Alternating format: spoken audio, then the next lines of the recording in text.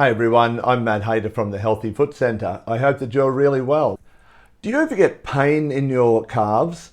Pain when you're sitting there watching TV, or pain during the middle of the night like a strong cramp that you have to get up? Or do you find that when you walk a certain distance, your calf pain will stop you from walking any further? If you have these symptoms, there's a good chance that it's caused by what we call claudication, which is similar to the process of angina. Angina is when the muscles of the heart aren't getting enough blood flow to them, and so that they hurt. And this can happen in your calf muscles when they're not getting enough blood flow, not getting enough oxygenation from the blood. They will tell you about it as well. They're basically telling you to stop what you're doing. One of the big factors that we look at when we're talking about claudication is how far somebody can walk before they have to stop with calf pain. And that is what we call the claudication distance.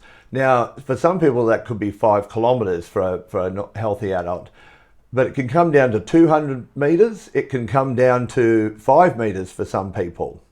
And when it comes down to a really small amount, we know that you have severe artery disease in your periphery, and that causes that pain in the calves, unless it's caused by another biomechanical issue, of which there are many. But claudication is one of the most common reasons for calf pain.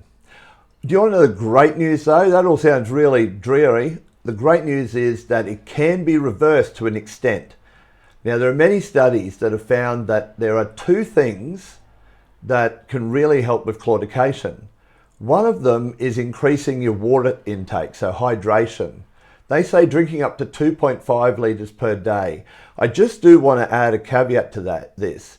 Please always speak to your doctor or your physician about increasing your water intake. If you have kidney disease or heart disease, there may be a reason that you can't increase it past a certain amount. So please do that before increasing it.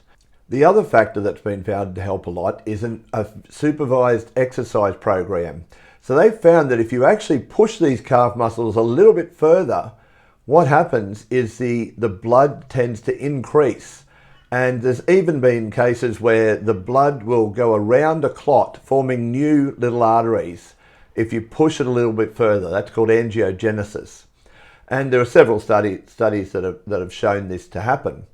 So, as I mentioned, a supervised exercise program is the best way to go, because you can do it safely and you're less likely to have a fall while you're doing it, and also you're less likely to push yourself too far.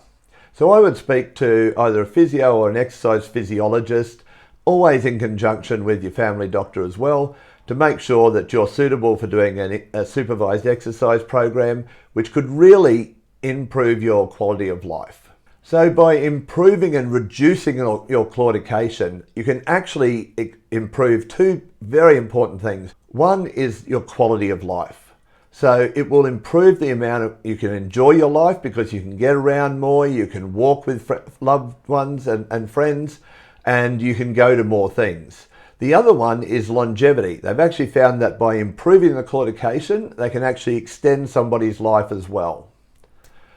Look, I hope this has been helpful. These videos are not replacement for professional advice. I always recommend you talk with your podiatrist, your doctor, exercise physiologist, whoever else, before embarking on new treatment or new exercise regimes. My website, healthyfootcentre.com, has a lot of information about different foot conditions. Trying to get my words out there. Different foot conditions on there. We've got about 30 odd blogs about different things, so hopefully you can find one that helps you. Please like and subscribe if you can. And if you want to ask a question, just leave a question in the comments and I will definitely get around to answering it for you. Thank you very much. I'll talk to you again soon. Bye now.